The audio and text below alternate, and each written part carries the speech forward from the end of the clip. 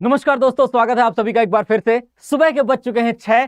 अड्डा 24/7 पर नवदीप सर हैं आपके साथ। और आज का जो मुद्दा है बड़ा ही महत्वपूर्ण, बहुत सारी जियोपॉलिटिक्स इसमें इन्वॉल्व है। आज बहुत अच्छी चर्चा करेंगे। हम लोग जानेंगे कि कैसे हम लोग समझ सकते हैं ईरान और सऊदी अरेबिया के बीच रिलेशंस को, कैसे हम समझ सकते हैं हमारी मिडिल ईस्ट पॉलिसी को, कैसे हम समझ सकते हैं भारत के इस पूरे सिनेरियो में इंटरेस्ट को। इन सभी चीजों को आज विस्तार में चर्चा करेंगे और जानेंगे कि हम किस तरह से भारत इन थ्रेट्स को रिस्पॉन्ड कर रहा है। भारत इन दो देशों के बीच बिगड़ते रिश्ते को कहीं ना कहीं बनाने की कोशिश करेगा, या भारत को क्या फायदा है ईरान या सऊदी अरेबिया में तेल के रिजर्व्स कम हो जाने से, या भारत चूंकि रशिया की तरफ शिफ्ट कर चुका है तो भारत को अब कोई नहीं पड़ी कि यार ईरान से लेंगे कि सऊदी अरेबिया से लेंगे। बट फिर भी एक चर्चा तो बनती है दोस्त। आइए शुरू करते हैं आज इस चर्चा को, जानना शुरू करते हैं कि आखिर क्या भारत में हम लोग इसके रिपरकशंस के रूप में जान सकते हैं। दोस्तों, यह मामला शुरू होता है 1 नवंबर से। 1 नवंबर आज जब हम बात कर रहे हैं इस पर तो लगभग 3 हफ्ते बीत चुके हैं, लेकिन फिर भी यह मामला है बिल्कुल हॉट टॉपिक।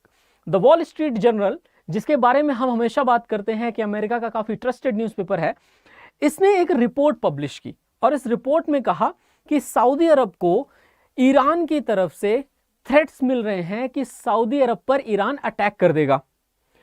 यूएसए, जिसका अलाई है सऊदी अरेबिया, ये दोनों ही हाई अलर्ट पर चले गए क्योंकि ईरानियन अटैक बड़ा ही इमिनेंट टाइप का सुनाई दिया।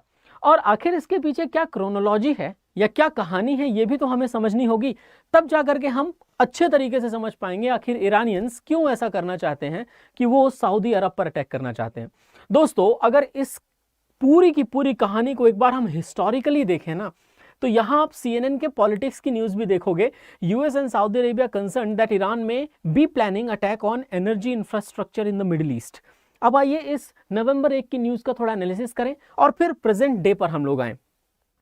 अगर हम बात करते हैं 15वीं सेंचुरी की, 16वीं सेंचुरी की, तब ईरान और सऊदी अरेबिया के बीच रिश्ते ठीक ठाक हुआ करते थे, इनमें कोई प्रॉब्लम्स नहीं थी। लेकिन बाद में 2 ग्रुप्स आए और इस्लाम में 2 ग्रुप्स यानी सुन्नी और शिया के बीच में सबसे बड़ा प्रॉब्लम क्रिएट हुआ। यह रिलीजियस फेनेटिसिज्म या यूं कहें कि धार्मिक कट्टरता कहीं ना कहीं सुन्नी लेड ग्रुप और शिया लेड ग्रुप को एक दूसरे से डिवाइड करती गई। और सुन्नी और शिया अपनी आइडियोलॉजी की वजह से इतने ज्यादा डिवाइड हो गए, इतने ज्यादा अलग थलग हो गए कि उन्होंने एक दूसरे को कभी भी एमलगेट करने की सोची भी नहीं। अब जब एमलगमेशन नहीं हो पा रहा तो ऐसी स्थिति में स्वाभाविक सी बात है, एक धार्मिकता को लेकर के विवाद बढ़ेगा और जो विचारधारा के रूप में अगर लोगों में व्याप्त हो जाए उसे मिलाना मुश्किल है। ईरान की बात करें तो शिया स्टेट, सऊदी अरेबिया की बात करें तो वहाबी सुन्नी स्टेट। अब धीरे धीरे पूरे मिडिल ईस्ट में वहाबी सुन्नी स्टेट को और वहाबी जितने भी रेबल ग्रुप्स थे उनको सपोर्ट करने का काम सऊदी अरेबिया ने शुरू कर दिया। जैसे हौथी की हम लोग बात करते हैं, पर यहीं पर ईरान ने धीरे धीरे सपोर्ट करना शुरू कर दिया कालांतर में उन सभी के सभी शिया रेबल्स को जो सऊदी अरब या किसी भी सुन्नी इस्लामिक राज्य के खिलाफ रेबल कर रहे थे। यूएस का इंटरेस्ट आता है बीच में, और यूएस का इंटरेस्ट आया तो यूएस का इंटरेस्ट सऊदी अरेबिया के लिए भी और यूएस का ही इंटरेस्ट ईरान के लिए भी। मैं हमेशा जियोपॉलिटिक्स में एक बात करता हूं कि there is always a Muslim window. कहने का मतलब यह कि हर देश के पास अपना एक विंडो है जिससे वो ऑयल परचेज करता है। यूनाइटेड स्टेट्स ऑफ अमेरिका की आप बात करें, 1970s के आसपास भी जब यूएस ने ऑयल परचेज डील साइन की थी माफ कीजिएगा सऊदी अरेबिया के साथ, उस समय पर भी सऊदी अरेबिया ने अपने ऑयल के प्राइसेस बढ़ाए थे। ऑयल के प्राइसेस बढ़ने की वजह से उस समय पर यूएस इस कंडीशन में नहीं था कि यूएस उस प्राइस को पे कर सके। तब जाकर के हम लोग इस पे रिसेशन की बात करते हैं दोस्तों, और एक नया शब्द मार्केट में आता है जिसे कहते हैं स्टैगफ्लेशन, मुद्रास्फीति जनित मंदी। तो ये रिलेशंस ना उस टाइम से भी उतने पुराने हैं। अब जब धीरे धीरे ईरान और सऊदी अरेबिया ये दोनों यूएस के उतने अच्छे दोस्त ना रहे, यूएस का धीरे धीरे झुकाव सऊदी अरेबिया की तरफ बढ़ता गया और ईरान का धीरे धीरे झुकाव रशिया की तरफ बढ़ता गया, जो कि पुराना यूएसएसआर था। दोस्तों, आप सभी जानते हैं कि यूएसएसआर का जो इंटरेस्ट है वो ईरान की तरफ धीरे धीरे बढ़ा है। रशिया का इंटरेस्ट आज भी ईरान की तरफ काफी कुछ है। और भारत की अगर बात करें तो इस पूरे 1947 के आसपास से लेकर के और लगभग 1990 तक, जब तक यूएसएसआर का विघटन नहीं हुआ, भारत हमेशा एक थर्ड वर्ल्ड कंट्री रहा। भारत का इंटरेस्ट ना तो ईरान के प्रति और ना ही अमेरिका के प्रति, मतलब ईरान में ना तो यूएसएसआर के प्रति और ना ही सऊदी यानी कि यूएसए के प्रति रहा। भारत तो बस अपनी डील्स को देखता रहा, पर भारत ये बात तो सही है कि रशिया या यूएसएसआर को अपना ज्यादा ट्राइड एंड टेस्टेड फ्रेंड मानता रहा है। अब बात यह है कि हमने ईरान में बहुत सारे डेवलपमेंट किए हैं। हमने ईरान में चाबहार पोर्ट का डेवलपमेंट किया, हमने ईरान में इन्वेस्टमेंट्स किए। हालांकि हम फारस की खाड़ी में बहुत ज़्यादा फ्यूल और बहुत ज़्यादा पेट्रोलियम पदार्थ निकालना चाहते थे और उस पर ईरान ने हमें थोड़ा सा धोखा दिया था।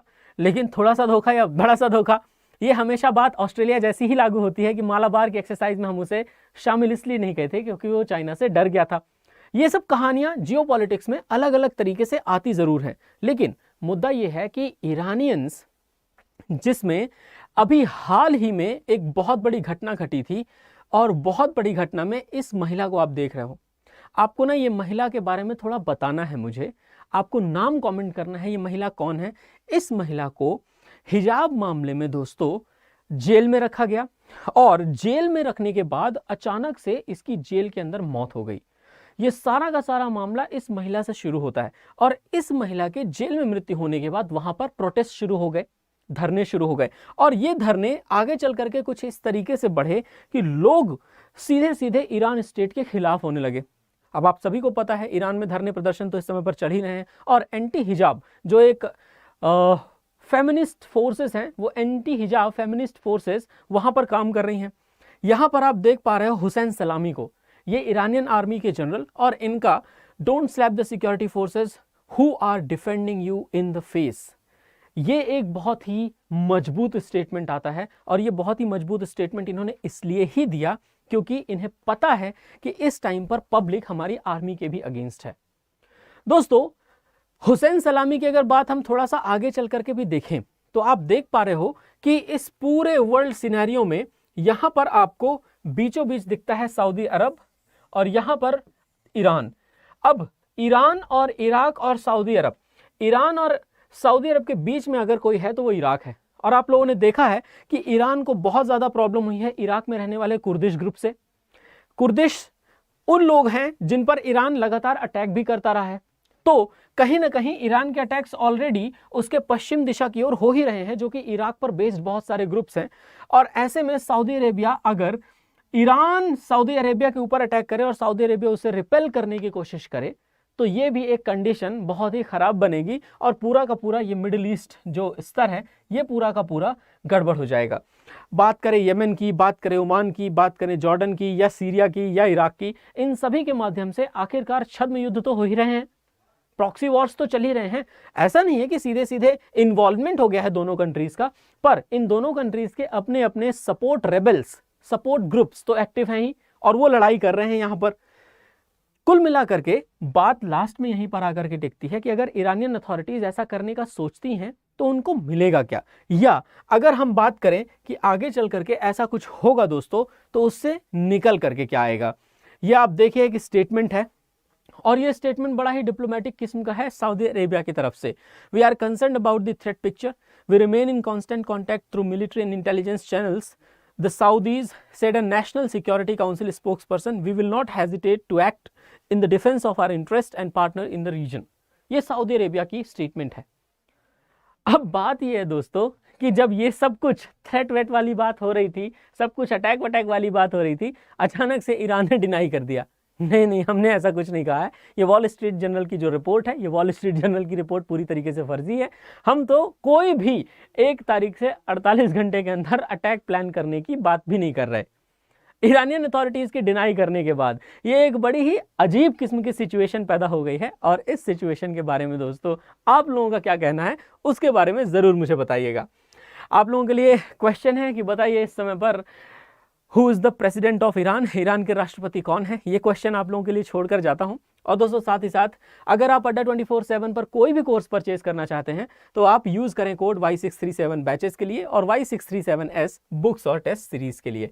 लाइक करिए वीडियो को दोस्तों, शेयर करिए अपने दोस्तों के साथ और कमेंट करिए जो मैंने आपसे प्रश्न पूछे हैं उनका उत्तर, और साथ ही साथ अपना व्यूज़ भी। Thank you very much. जय हिंद।